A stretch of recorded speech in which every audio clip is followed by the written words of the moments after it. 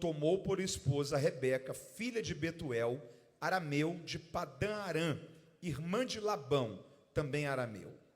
Isaque orou insistentemente ao Senhor por sua mulher, porque ela era estéril, e o Senhor ouviu as suas orações, e Rebeca, sua mulher, concebeu.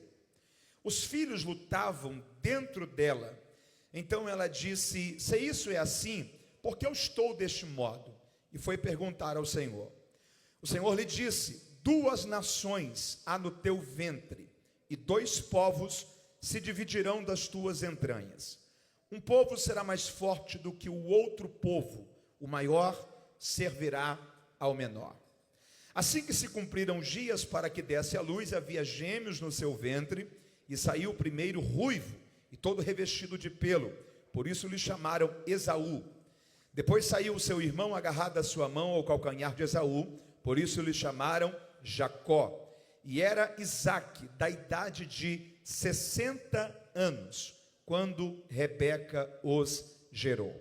Agora capítulo 32, talvez algumas páginas após, capítulo 32, versículo 22. Gênesis 32, 22. E levantou-se aquela mesma noite, e tomou suas 2 esposas, suas 2 servas, seus 11 filhos, e passou o val do Jaboque. Tomou-os e fê-los passar tudo que tinha. Jacó, porém, ficou só. E lutou com ele um homem, até que a alva subiu, o dia começou a clarear.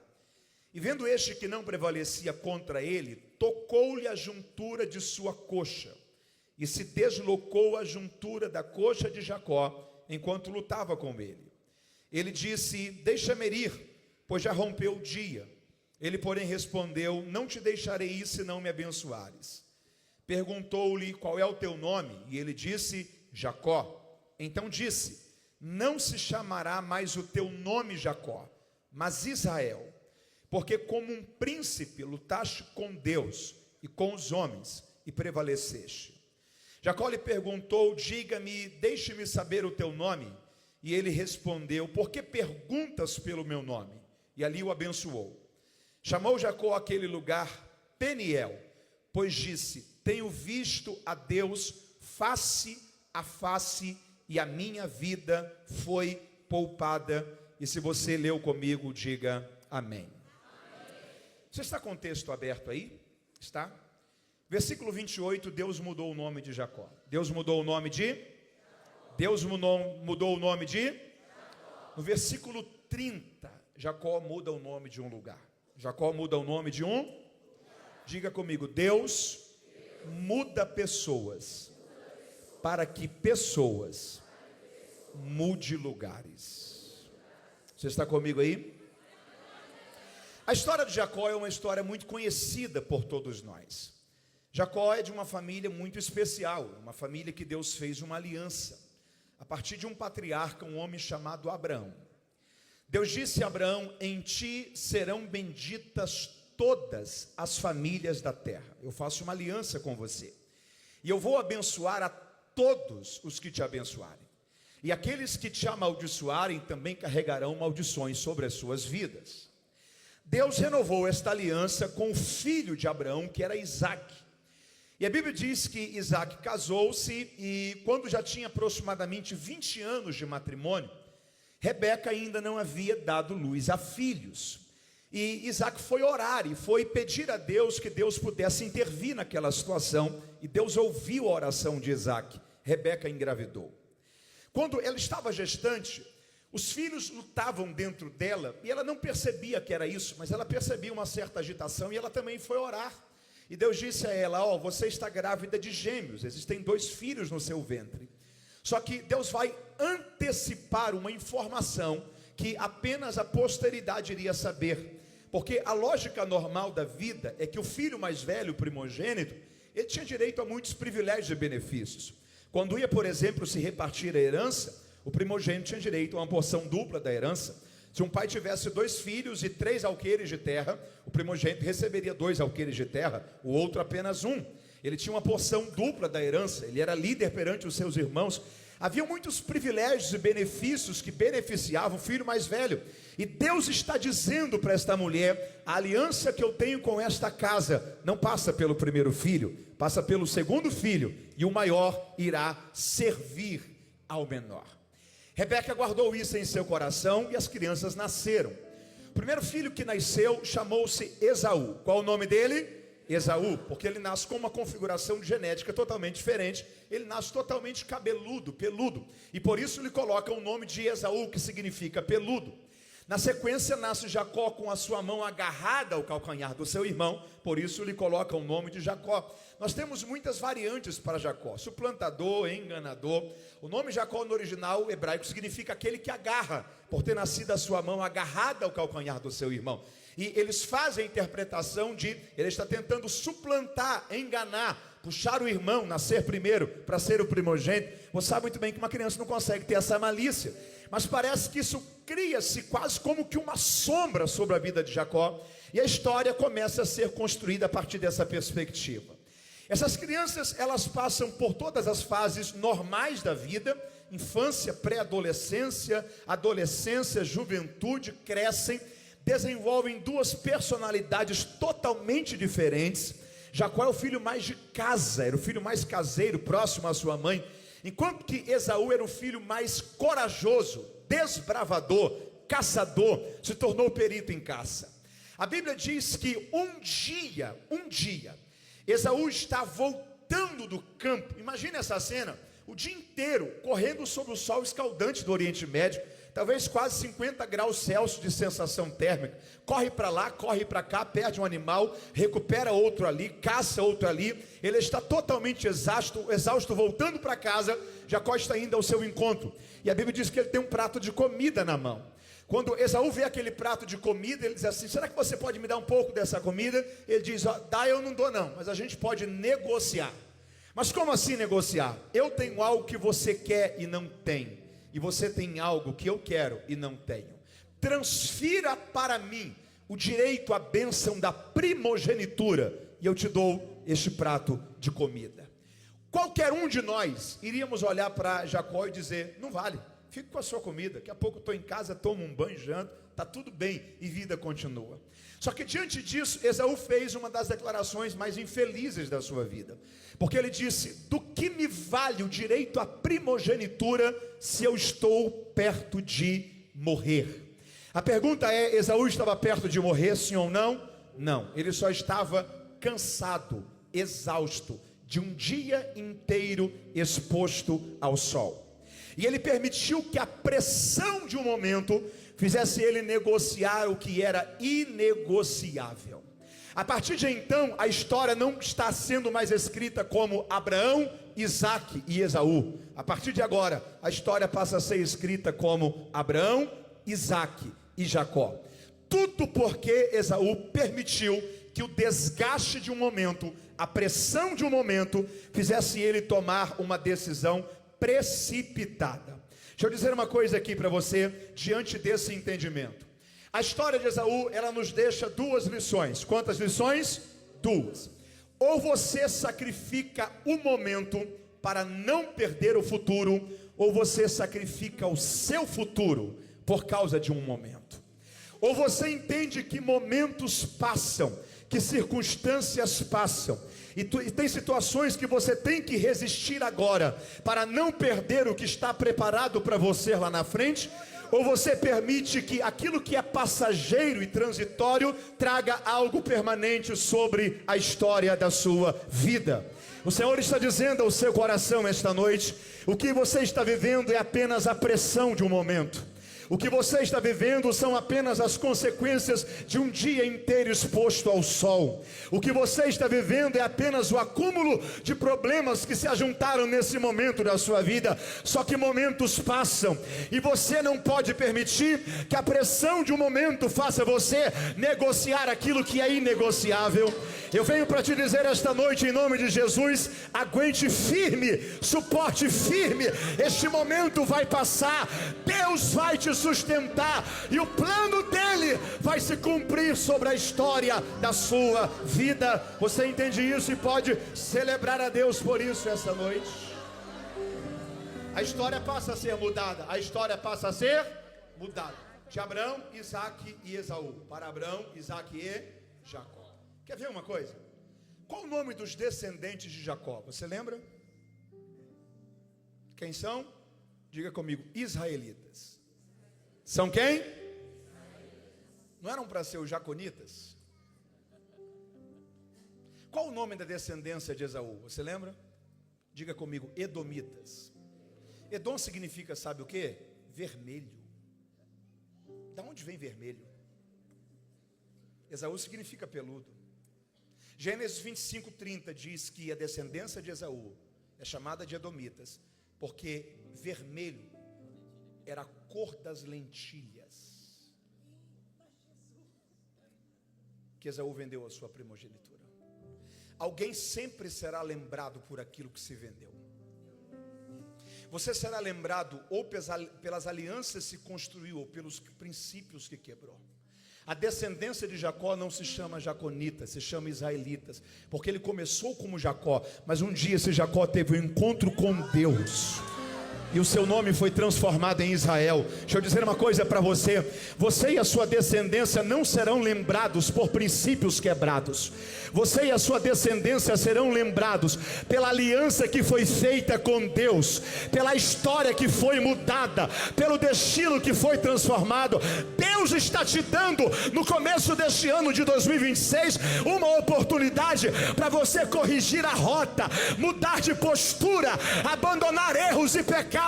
Há uma aliança a ser construída por Deus com você, e Deus tem uma nova história para ser escrita na sua vida. Alguém que está entendendo isso e pode louvar a Deus por isso essa noite? Esaú vendeu a bênção. Algum tempo depois, sabe quem que tem um sentimento agora que está perto de morrer de novo precipitadamente? Isaque. Pelas ciências hoje, pela noção de oftalmologia que a gente tem, sei lá, talvez um descolamento de retina, glaucoma, uma catarata, o Isaque perdeu a visão. Ele ainda tem saúde, mas ele perdeu a visão. E o sentimento que ele tem é: se eu perdi a visão, devo estar próximo a morrer.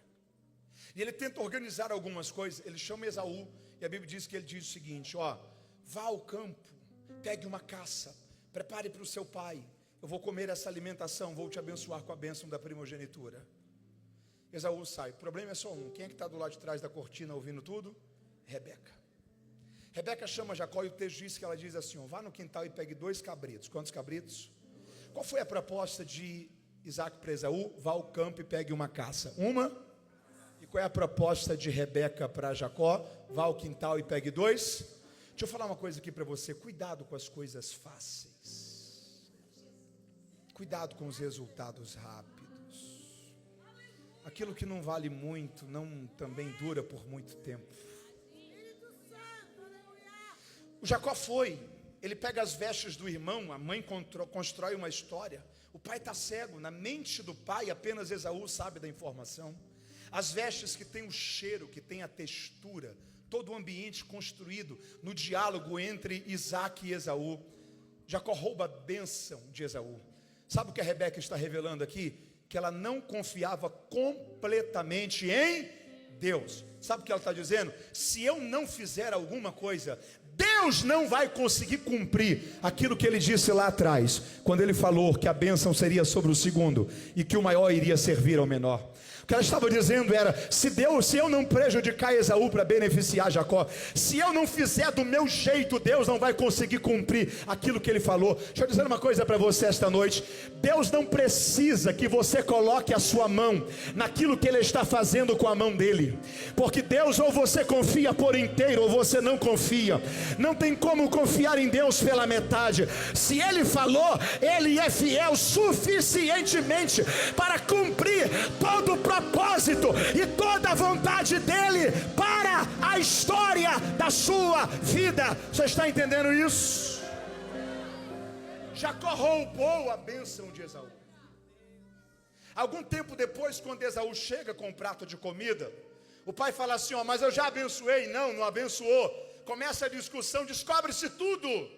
Jacó havia roubado a bênção do seu irmão. Esaú agora quer matar Jacó. Você conhece a história? Deixa eu acelerar aqui. Jacó tem que mudar-se para um outro país, Padã Arã, aonde o irmão da sua mãe, Labão, morava. Ele vai para lá em busca de fuga e refúgio. O problema é só um. Quando ele chega em Padã Arã, ele conhece uma moça chamada Raquel. Qual o nome dela? Quando ele conheceu Raquel, aconteceu o quê? Na hora, se apaixonou. Ele chegou e falou: que moça é essa aí? Alguém falou assim: essa daí é filha de Labão. Mas qual Labão? Labão é irmão de Rebeca, mas Rebeca é minha mãe, então está tudo em casa.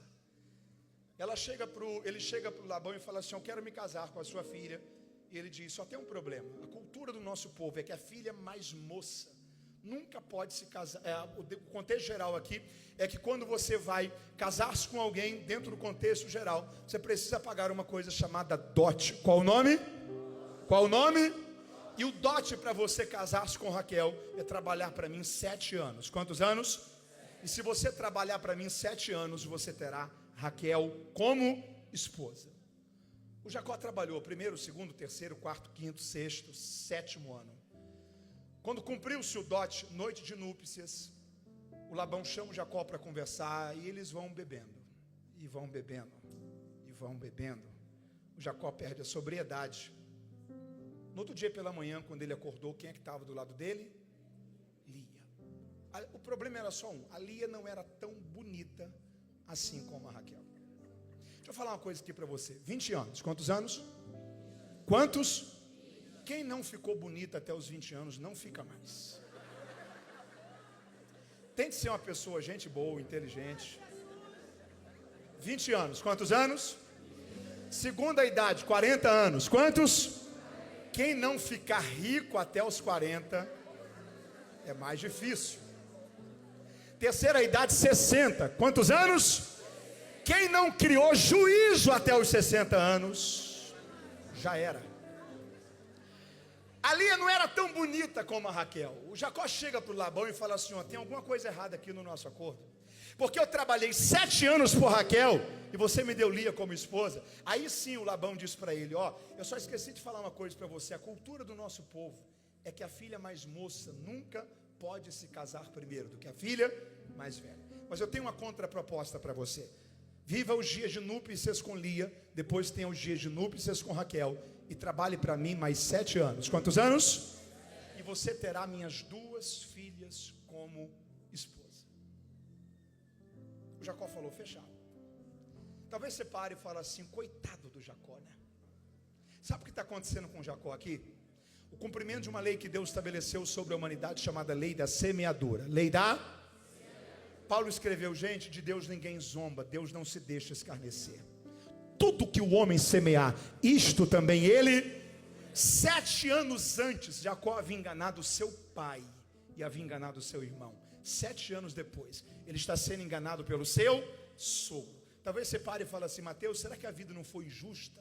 Porque se ele enganou o pai e o irmão, ele tinha que ser enganado pelo pai e pelo irmão. O que a gente precisa entender é que a lei da semeadura não é uma lei sobre pessoas. A lei da semeadura é uma lei sobre a vida. Você abençoa pessoas, a semente cai sobre a vida. É por isso que você não tem que fazer o mal a ninguém. Talvez você faz o mal a alguém hoje, nunca mais encontra essa pessoa de novo. A semente foi lançada sobre a vida, a colheita chega em algum momento. E é por isso que se você fez o bem a alguém, a pessoa foi ingrata e não te devolveu o bem, não fique preocupado também com isso. Deus levantará alguém lá na frente, que será instrumento da colheita, da bênção dele sobre você, porque Deus não se deixa escarnecer. E tudo que o homem semear, isto também ele ceifará. Jacó está recebendo uma colheita de uma semente que foi lançada enganando o pai, enganando o irmão. Ele trabalha agora mais 7 anos. Quantos anos? São 14 anos. De repente ele chega para Labão, quando ele conclui os 2 dotes, e ele diz: meu sogro, eu preciso voltar para minha terra. Só que eu não sou mais aquele moço que chegou aqui alguns anos atrás que não tinha nada. Ele já tinha uma estrutura, esposas, filhos, servas. Eu preciso de um patrimônio para manter isso. E eu tenho uma contraproposta para você. Me deixe trabalhar mais 7 anos. Quantos anos? E todas as crias que nascerem malhadas e manchadas, permita que sejam minhas. Irmão, Com 14 anos, não tinha nascido quase que nada de cria malhada e manchada. Quase que nada. O Labão olhou e falou assim: quer dizer que crias puras e lisas são minhas e crias malhadas e manchadas são suas? É isso mesmo, fechado. Sabe qual que é o problema do esperto? Ele acha que só a mãe dele pôs filho inteligente no mundo. O Jacó descobriu um jeito de colocar os animais para reproduzirem, de modo que quando eles coabitavam, olhando para varas de madeira e pedaços de telhas, todas as crias nasciam malhadas e manchadas. Não me pergunte como é que o Jacó conseguia fazer isso, mas do Jacó você também não pode duvidar de nada. Eu tenho a sensação que o Jacó ainda tem alguns descendentes perdidos por aí. Você já conheceu alguns? O Jacó, em 7 anos, enriqueceu de uma forma assustadora. Sabe o que havia chegado? O momento de Labão receber a colheita do engano dele. Porque a vida não perdoa ninguém. Deixa eu dizer uma coisa aqui para você. Está comigo aí? Diga amém. A colheita de Jacó, a colheita de foi semeadura para Labão. Deixa eu repetir isso aqui para você. A colheita de Jacó foi semeadura para Labão. Jacó tinha que ser enganado, é colheita. A questão é, pelas mãos de quem será? Você pode levantar uma de suas mãos aos céus? Deixa eu falar uma coisa para você. Não deixe que as suas mãos participem da colheita de injustiça para ninguém. Tem gente que fez o mal e precisa receber colheita do mal. Não suje as suas mãos nisso, porque a colheita para eles, semeadura para você. Levante suas mãos e diga assim: Senhor, me cubra com o teu sangue, guarde a minha vida, guarde as minhas mãos. Diga: eu quero participar apenas daquilo que tem a sua bênção. Diga: eu não quero participar da colheita da injustiça de ninguém. Para que o Labão foi colocar as mãos dele naquilo? Labão está sendo enganado. Jacó trabalha mais 7 anos. Quantos anos? Eu estou entrando na parte final da mensagem. Conclui-se os 3 ciclos de 7 anos. 7 anos que Jacó trabalha por Raquel, 7 anos que Jacó trabalha por Lia, 7 anos que Jacó trabalha por si mesmo. A Bíblia diz que Jacó agora reúne a sua família, ele está voltando para a sua terra, que é Hebrom. E 2 coisas acontecem. Ele tem um encontro com Deus, ele tem um encontro com, e tem a sua vida transformada, tem a sua vida. E em segundo lugar, ele tem um encontro com o seu irmão, ele tem um encontro com o seu. Deixa eu falar uma coisa para você. Gente que de fato tem um encontro com Deus vive em paz com as pessoas. O problema do Jacó com o irmão durou até ele ter um encontro com Deus. Duvide de alguém que diz que teve um encontro com Deus, mas vive arranjando problema com todo mundo. Tem um diálogo, você está comigo aí, diga amém. Tem um diálogo do Jacó. Deixa eu falar uma coisa aqui para você. Deus tem um ritmo para as coisas acontecerem. Você pode repetir isso comigo? Diga: Deus tem um ritmo para as coisas acontecerem. Levante uma de suas mãos aos céus. Deixa eu crer nessa palavra de Deus sobre a sua vida. Deus vai alinhar você com o ritmo certo. Esse ano será um ano de alinhamento de Deus no lugar certo, com a pessoa certa, no momento certo, em reuniões certas. Há oportunidades que vão surgir no momento exato. Há um ritmo certo de Deus para a história da sua vida, e Deus vai te alinhar com o ritmo correto. Diga comigo: Senhor, ajuda-me a estar no ritmo certo. Já vou trazer isso aqui para Jacó, mas olha para cá. Você lembra do Êxodo? O povo de Israel estava em fuga, os hebreus estavam em fuga. Estavam em? Alguém que está em fuga tem uma coisa chamada pressa. Tem o quê? Quanto mais rápido alguém em fuga ir, melhor é. Eles estão em fuga. Êxodo 14, Deus chegou e falou o seguinte: Moisés, pare. Qual foi a primeira palavra de Deus? Não parece ser uma loucura alguém que está em fuga parar? A primeira coisa já é curiosa, a segunda é pior. Pare, voltem e acampem em Piairote. Parecia que Deus estava entregando Israel. O que Deus estava era ajustando o ritmo. Porque no que os egípcios estão se aproximando, Deus está alinhando o último homem dos hebreus com o último homem dos egípcios. De modo que quando o mar se abre e os hebreus passam por inteiro, quando o último homem dos hebreus sai, o último homem dos egípcios entra dentro do mar. Deus fecha o mar, todos os hebreus são livres e todos os egípcios são destruídos, porque o ritmo certo te dá livramento, o ritmo certo te traz escape, o ritmo certo te alinha com aquilo que é o projeto de Deus para a história da sua vida. Neste ano, Deus vai te alinhar no ritmo correto. Alguém que está entendendo isso? Quando Jacó se encontrou com Esaú, a Bíblia diz que Esaú olhou para Jacó e disse: vamos comigo no meu carro. A intenção não era amar, eles já haviam se reconciliado. Vamos comigo no meu carro, vamos comigo no meu? Jacó olhou e falou assim: não posso. Por que você não pode? Porque eu estou com uma caravana aqui, tem mulheres aqui, tem crianças aqui. Sabe o que Jacó está dizendo?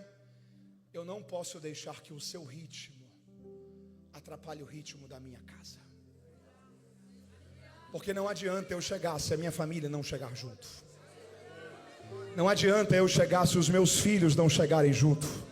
O ritmo certo te dá livramento, o ritmo certo guarda a sua casa. Cuidado para você não prejudicar a sua família por causa do ritmo de outras pessoas. Esse é um ano para você se alinhar no ritmo certo, porque no ritmo certo existem bênçãos de Deus para a história da sua vida. Alguém que está entendendo isso essa noite? Duas coisas acontecem. Quantas coisas? Primeiro, Jacó se reconcilia com Esaú. Segunda e última, dobre a sua atenção, Jacó tem um encontro com Deus. Foi um local chamado Val do Jaboque. Qual o nome? Só que tem uma curiosidade, e a riqueza da Bíblia está nos seus detalhes, porque o texto diz que Jacó passou todo mundo e Jacó ficou só. Você pode repetir comigo isso bem forte? Diga: Jacó ficou só. Lembra daquela velha máxima, porém sempre atual, de que aquilo que nós somos quando tem alguém por perto é o quê? A nossa reputação. Mas aquilo que nós somos quando não tem ninguém por perto é o nosso caráter. Deus encontrou-se com Jacó, não quando Jacó tinha muita gente. Deus encontrou-se com Jacó quando Jacó estava só. Aquilo que o indivíduo é quando está só, revela quem ele é de verdade. O diabo sabe disso. O diabo não foi tentar Jesus no meio da multidão quando ele foi batizado. O diabo foi tentar Jesus 40 dias depois, quando Jesus estava só. Porque a tentação dificilmente ocorrerá na coletividade. A tentação, na grande maioria das vezes, ocorrerá na individualidade. Você acha que o diabo vai vir te tentar aqui no janeiro profético? Ele vai esperar essa semana passar. Ele vai tentar encontrar você quando você estiver só, em casa, no trabalho, na escola. Porque aquilo que você é quando tem alguém por perto é a sua reputação, é a sua. Aquilo que você é quando não tem ninguém por perto é o seu. Guarde uma coisa com você: quando Deus precisa mexer na reputação de alguém, pode ter certeza, Deus já deu muitas oportunidades para corrigir o caráter e foram negligenciadas. Cuide do seu caráter e Deus cuidará da sua reputação. Deus encontrou-se com Jacó quando Jacó estava só. Quando Jacó estava, um anjo, um ser, uma teofania, um ser espiritual aparece para Jacó. Eles começam a enfrentar uma guerra a noite inteira. Amanhã está querendo chegar. Aquele ser quer seguir. Jacó está o agarrando, está dizendo: você não sai daqui enquanto você não me abençoar. Jacó resiste, é ferido na coxa. E a Bíblia diz que desde aquele dia Jacó nunca mais andou perfeitamente, sempre andou mancando. Porque um encontro com Deus sempre muda para sempre alguma coisa na vida da gente. Amanhã está chegando mais ainda, o dia está querendo clarear. Jacó está segurando aquele ser espiritual. E ele faz uma pergunta para ele: qual é o seu nome? Qual é o seu? Qual é o seu? Essa aqui é a pergunta mais mal resolvida da vida de Jacó. Essa aqui é a pergunta mais mal resolvida da vida de... Você lembra onde foi que ele ouviu ela primeiro na Bíblia? Ele está dentro do quarto do pai. O pai está cego. Ele tem um prato de comida na mão. Ele está com as vestes do irmão. O pai percebe que alguém entrou dentro do quarto. E o pai faz uma pergunta: quem é que está aí? Qual é o nome? Ele disse o que para o pai? Esaú. Só que agora ele não está diante do pai. Agora ele não está diante de Labão. Agora ele está diante do único que ninguém consegue enganar. Qual é mesmo o seu nome?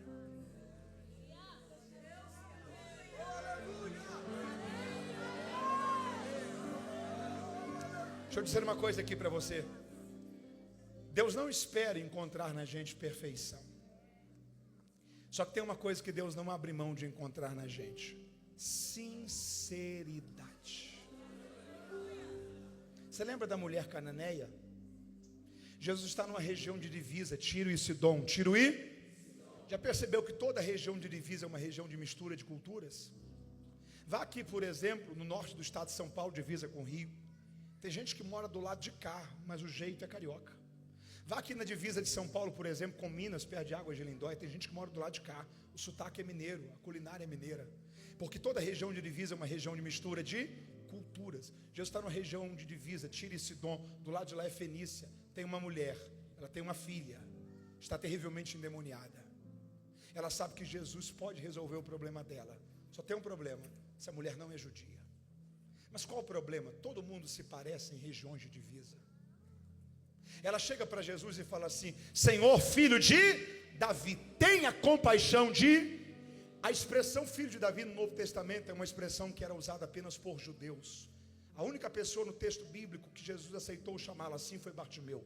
Porque quando um judeu olhava para Jesus e dizia: eu te reconheço como filho de Davi, o que ele estava dizendo era: eu sei que você tem descendência real, eu sei que você é da genealogia de Davi, eu sei que você tem acesso ao trono, e como judeu eu tenho legitimidade para te reconhecer rei sobre o nosso povo. Tu és filho de Davi. O problema é que essa mulher não é judia, ela é cananeia. Só que qual é o problema? Aqui todo mundo se parece. Jesus, filho de Davi, será que o Senhor pode resolver o meu problema? Jesus olhou para ela e falou assim: mulher, deixa eu falar uma coisa para você. Eu não vim para outros, senão para os filhos de Israel. Sabe o que Jesus estava dizendo? Você não vai conseguir nada comigo por meio do engano. Você não precisa tentar mostrar ser quem você não é para agradar pessoas. Seja você do jeito que você é, e aquilo que é de Deus para a sua história vai alcançar a sua vida dessa forma. Quando acontece isso, que Jesus dá a primeira repreensão, em vez dela parar e dizer: é verdade, eu não sou judia, ela piora a situação. Porque o texto diz que ela se prostrou e adorou. Se prostrou e se tem uma coisa que Jesus repugna, é adoração misturada com engano. Se tem uma coisa que Jesus repugna, é adoração aqui dentro, mentira lá fora. Adoração aqui dentro, engano lá fora. Ou nós somos de Deus por inteiro, ou a gente precisa resolver isso. Quando ela misturou aquilo que é santo, que é adoração, com a profanação do engano, Jesus olhou para ela e falou assim: mulher, não é justo que eu pare de alimentar filhos para alimentar cachorrinhos. Você não é filha, você não tem acesso à mesa. Aí pela primeira vez na história ela vai ser sincera, porque ela olhou para Jesus e disse: é, Senhor, é verdade, eu não sou filha, eu não tenho descendência de Abraão, eu não sou filha da linhagem judaica, mas já que o Senhor mexeu em filhos e em cães, deixa eu lembrar uma coisa para o Senhor: sempre na mesa dos grandes senhores, quando os senhores estão dando pães aos seus filhos, sempre sobra uma migalha de pão, e generosamente os filhos sempre lançam ao chão, para que os cães que estão embaixo da mesa também possam comer. Então faz uma coisa: pode curar os filhos, pode libertar os filhos, mas quando o Senhor acabar, lembre-se que eu estou aqui esperando o teu favor. Porque ela foi sincera. Jesus olhou para ela e disse: mulher, nem em Israel eu encontrei tanta fé. Pode voltar para casa, a sua filha já está liberta. porque onde há sinceridade, há milagre da parte de Deus. Você pode celebrar a Ele por isso nessa noite. Qual é mesmo o seu nome? Senhor, o meu nome é Jacó. O meu nome é? Então não te chamarás mais Jacó, mas você irá se chamar Israel, porque você lutou com Deus, você lutou com os homens, e você prevaleceu. Sinceridade gera também transformação. Você está entendendo esta palavra? Por gentileza, esteja em pé, se você pode, em nome de Jesus. Deus sabe que não há perfeição em você, só que Ele espera esta noite encontrar sinceridade, um coração contrito, quebrantado. Guarde uma coisa com você, você está me ouvindo? Diga amém. O problema não é nascer Jacó, o problema é não ter um encontro com Deus e se formar um Israel. Você não vai conseguir mudar as coisas que aconteceram na sua vida. Você não vai conseguir mudar o passado que ficou para trás sendo escrito até hoje. Mas você consegue fazer dessa segunda noite o seu Val do Jaboque. Você consegue olhar e dizer: Senhor, ainda tem tanta coisa de Jacó aqui dentro, mas eu quero lutar até o final, porque eu não quero sair desses dias do mesmo jeito. Eu quero sair mancando, mas não como Jacó. Eu quero sair marcado para uma vida diferente. Deus está em busca de corações sinceros, contritos e quebrantados, que reconhecem que precisam viver uma transformação verdadeira em sua vida. Você está entendendo esta palavra? Levante uma de suas mãos aos céus. Diga: Senhor, eu ouvi a tua palavra. Diga: ó Deus, sonda o meu coração e vê se há em mim algum caminho mau. Diga: Senhor, eu não quero maquiar situações como se tivesse tudo bem. Diga: eu preciso de um encontro transformador contigo. Encontre sinceridade nesta noite em meu coração e me faça viver uma mudança em minha vida para a tua glória, em nome de Jesus. Amém e amém.